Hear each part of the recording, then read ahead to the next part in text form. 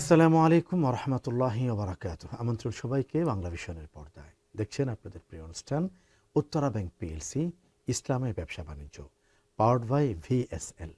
প্রিয় দর্শক, এই অনুষ্ঠানে ইসলামে ব্যবসা বাণিজ্যের নীতিমালা নিয়ে আমরা কথা বলি। উপস্থিত থাকেন একজন অতিথি। আসুন আজকের অতিথির সাথে পরিচিত হই। আলোচনা করার জন্য আমাদের সাথে উপস্থিত হয়েছেন প্রখ্যাত ইসলামী চিন্তাবিদ, হাদিস বিশারদ, হযরত শাহজালাল আন্তর্জাতিক বিমানবন্দর কেন্দ্রীয় জামে মসজিদের সম্মানিত খতিব মাওলানা শেখ আখতারুজ্জামান। আসসালামু আলাইকুম ওয়া রাহমাতুল্লাহি ওয়া বারাকাতুহু। ওয়ালাইকুম আসসালাম ওয়া রাহমাতুল্লাহি ওয়া বারাকাতুহু। সম্মানিত শেখ, কেমন আছেন? আলহামদুলিল্লাহ। প্রিয় দর্শক, ব্যবসা এমন এক জিনিস যেটার সাথে আমাকে আপনাকে পরিচিত হতে হয়। হয়তো আপনি বিক্রেতা অথবা আপনি ক্রেতা, কোনো কিছু আপনি বিক্রি করছেন অথবা কোনো কিছু আপনি ক্রয় করছেন। ব্যবসার ক্ষেত্রে ইসলামের কিছু মূলনীতি আছে। আমরা আজকে আলোচনা করতে চাই ব্যবসাটা কখন ইবাদতে পরিণত হয় এটি নিয়ে। সম্মানিত শেখ, আমরা দর্শককে যেমনটি অবগত করেছি, ব্যবসা কখন ইবাদতে রূপান্তরিত হয় এটি নিয়ে যদি বলেন। আলহামদুলিল্লাহি ওয়ালিহি ওয়া সালাতু লিআহলিহা ওয়া বা'দ। সম্মানিত দর্শক শ্রোতা, আমরা ব্যবসাকে ইবাদত শুধু বলবো না, আমরা সমস্ত কাজকে, মুমিনের প্রতিটা কাজকেই আমরা অবশ্যই ইবাদত হিসেবে ধরতে হবে। সমাজের ভিতরে আমাদের একটা প্রচলন আছে বা সমাজের ভিতরে একটা ভুল ধারণা আছে যে আমরা মনে করি যে শুধু নামাজ, রোজা, হজ, যাকাত এইগুলোই ইবাদত, আর অন্য কাজগুলো এটা গতানুগতিক কাজ। কিন্তু আসলে মুমিন হিসাবে কখনোই জীবনের প্রতিটা মুহূর্ত, প্রতিটা সেকেন্ড, প্রতিটা মিনিট, প্রতিটা ঘন্টা, প্রতিটা দিন, প্রতিটা রাত্রের প্রতিটা কার্যক্রম আমার জন্যে মুমিন হিসাবে অবশ্যই ইবাদত। আর সেই ইবাদত তখনই হবে, প্রতিটা কাজ। আপনি যেটা বলেছেন, আমি প্রতিটা কাজের কথা বলি না, আপনি যেটা প্রশ্নের ভিতরে রেখেছেন বা আমাদের সুধীদের জন্য যেটা জানার জন্য আপনি প্রশ্ন রেখেছেন, সেটা হলো কি, ব্যবসাটা কিভাবে ইবাদত হওয়া সম্ভব। আসল কথা হলো যে প্রথম যে বিষয়টায় আমরা আসতে চাই, ব্যবসাকে ইবাদত হিসেবে আমরা যদি পরিগণিত করতে চাই, তাহলে কোনো অবস্থায় ব্যবসায়ের মূলধন যেন হারামের দিকে না যায়, হারাম সম্পদ না হয়, হারাম সম্পদ না হয় কোনো অবস্থায়। অর্থাৎ আমি অল্প পুঁজি দিয়ে ব্যবসা শুরু করব, একেবারে অল্প পুঁজি দিয়ে। সেটা চায়ের ব্যবসা হতে পারে, সেটা হয়তো মুদি দোকানের ব্যবসা হতে পারে, অথবা সেটা পানের দোকান হতে পারে। কিন্তু সেটা এই জন্য আমরা অনেক সময় দেখি যে বিভিন্ন সংস্থা তারা বিভিন্ন জনকে, কাউকে, আমি কয়দিন আগেও একটা সংস্থার পক্ষ থেকে আমার এলাকার কিছু লোককে ভ্যান গাড়ি, যেটা রিক্সা কিন্তু আমাদের যশোর অঞ্চলে অনেক সময় মানুষ বহন করা হয়, ঢাকায় যাতে মাল বহন করা হয় এমন ভ্যান গাড়ি দিয়ে মানুষকেও করা হয়। তো এটা আমি এক জায়গায় বলে ব্যবস্থা করে দিয়েছি 10 জনকে 10টা। তার হালাল উপার্জনের একটা, গায়ে খেটে সে ব্যবসা করলো। অর্থাৎ এটা তার জন্য উপার্জনের একটা কেননা রাসূলুল্লাহ সাল্লাল্লাহু আলাইহি সাল্লাম বলেন যে আফদালুল ইবাদাতি আল কাসবুল হালাল, অর্থাৎ সর্বোত্তম ইবাদত হলো কি, মানুষের নিজের হাতের কামাই, হালাল উপার্জন। তো এই হালালের বিষয়টা গুরুত্ব দেওয়া অত্যন্ত জরুরি।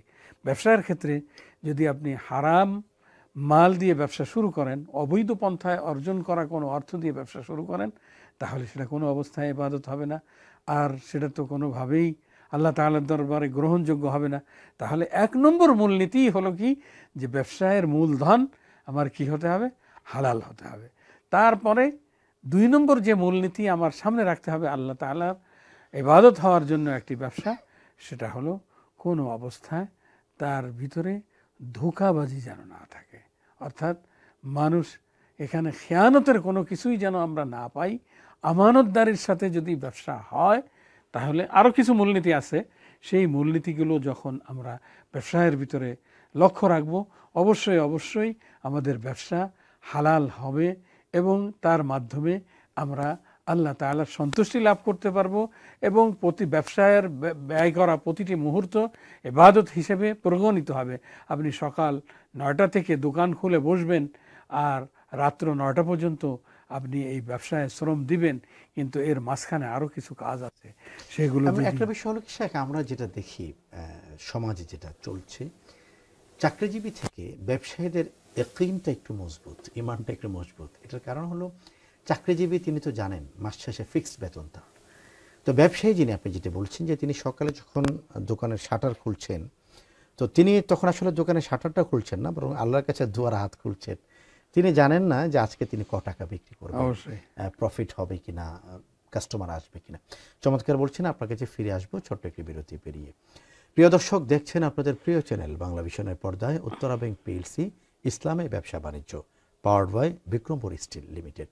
অনুষ্ঠানে এ পর্যায়ে নিচ্ছে ছোট্ট একটি বিরতি, একটু পরে ফিরছি, সাথেই থাকুন। প্রিয় দর্শক, বিরতির পরে আবার আমন্ত্রণ। দেখছেন আপনাদের প্রিয় চ্যানেল বাংলা ভিশনের পর্দায় উত্তরা ব্যাংক পিএলসি ইসলামী ব্যবসা বাণিজ্য, পাওয়ার্ড বাই ভিএসএল।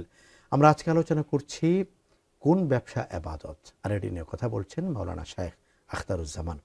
মহতারাম, আমরা বলছিলাম যে ব্যবসায়ের প্রতিদিন দোকান খোলে, আসলে দোকানের শাটার খোলে না, সে আল্লাহর কাছে তার তাকদীরের, তার সৌভাগ্যের সোপান খোলে, সে আল্লাহর কাছে প্রত্যাশা করে। সুন্দর বলছিলেন আপনি।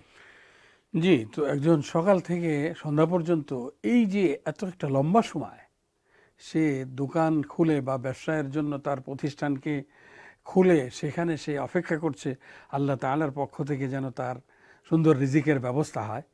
তো এই অপেক্ষার ভিতরেও তার কিছু কিছু মূলনীতি অবশ্যই মেনে চলতে হবে।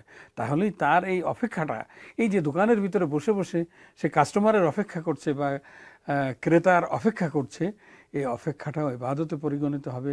যেটা আমি আগেই বলেছি যে 1 নম্বরে যেমন হালাল তার মূলধন থাকতে হবে, সাথে সাথে কোনো অবস্থায় তার ভিতরে ভেজাল না থাকতে হবে, সাথে সাথে ব্যবসায়ের ভিতরে সত্যের আশ্রয় নিতে হবে, কোনো অবস্থায় মিথ্যার আশ্রয় না নেওয়া। রাসূলুল্লাহ সাল্লাল্লাহু আলাইহি ওয়াসাল্লাম হাদিসে পাকের ভিতরে বলেন যে লানত ওই ব্যবসায়ের উপরে যে ব্যবসায়ের ভিতরে কসম দেওয়া হয়। আর আমাদের সমাজে আমরা দেখতে পাই যে কথায় কথায় আল্লাহর কসম, আমি এটা 10 টাকা দিয়ে কিনেছি, আপনি আমাকে 5 টাকা লাভ দিবেন না বা 2 টাকা লাভ দিবেন না, আপনার কসম দেওয়ার দরকার কি? কোনোভাবেই কসম দেওয়াটা এটা অবশ্যই অবশ্যই ইসলামের মূলনীতি খেলাফ। ব্যবসায়ের ভিতরে অন্তত এইভাবে কসম না দেওয়া, এইভাবে কথায় কথায় এইটা না বলা যে আপনি কত লাভে বিক্রি করছেন, সেই লাভটা যেন কোনো অবস্থায় এমন পর্যায়ে না যায় যে একজন মানুষের সাধ্যের বাহিরে চলে যায় অথবা সেটা সীমা লঙ্ঘন করে। কারণ সীমা লঙ্ঘন সব কিছুতেই নিষিদ্ধ। তো আপনি লাভ করতে যেয়ে যদি সীমা লঙ্ঘন করেন, অর্থাৎ আপনি 1 টাকার জায়গায় 2 টাকা লাভ করতে পারেন, সেটা ইসলাম নিষিদ্ধ করে নাই। কিন্তু যখনই এই পণ্যটার চাহিদা অনেক বেড়ে যায়, আমরা আমাদের সমাজে যেটা দেখতে পাই, যে কোনো পণ্যর ভিতরে যখন ক্রাইসিস হয় তখন অত্যন্ত বেশি দাম চাওয়া হয়। এটা তো একজন আমানতদার, একজন ইমানদার, একজন আল্লাহ ভীরু লোকের কাজ এটা হতে পারে না। বরং সে সারাদিনে যা বিক্রি করেছে, এখন যখন ক্রাইসিস হচ্ছে তখনও যদি এই দামে বিক্রি করে, তাহলে একটা লোকের সন্তুষ্টি পেল। একটা লোক দোকান ঘুরে পাচ্ছে না, এক জায়গায় এসে পেল, কিন্তু আগের দামেই পেল, বেশি দামে পেল না।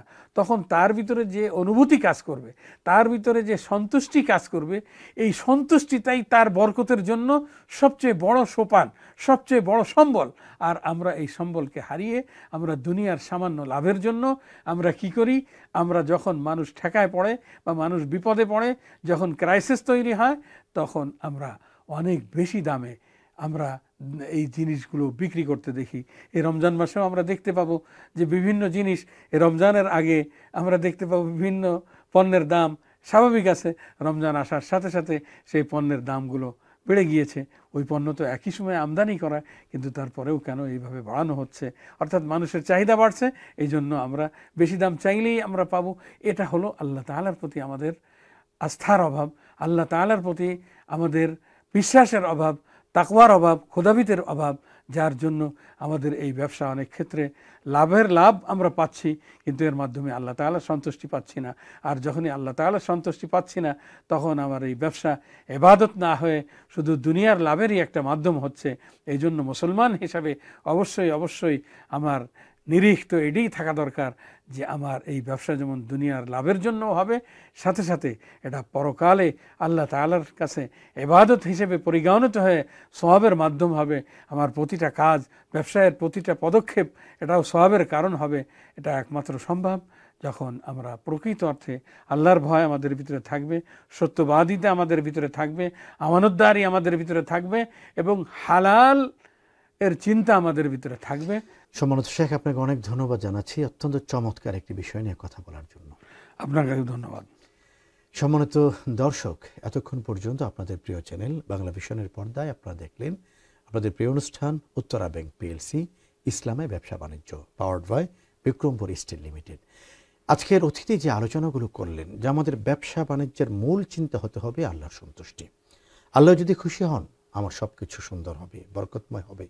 আল্লাহ যদি খুশি না হন প্রাচুর্য আমার জীবনে প্রশান্তি আনতে পারবে না। আল্লাহ তাআলা আমাদের প্রতি রহমত নাজিল করুন, বরকতময় জীবন নসিব করুন আমাকে, আপনাকে এবং সবাইকে। এই কামনা যেন এখানে বিদায় নিচ্ছি। আগামীকাল একই সময়ে বাংলা ভিশনের পর্দায় আপনাদের প্রিয় অনুষ্ঠানে আবারও দেখা হবে নতুন কোনো অতিথির সাথে, নতুন কোনো বিষয় নিয়ে। আসসালামু আলাইকুম ওয়া রাহমাতুল্লাহি ওয়া বারাকাতুহু।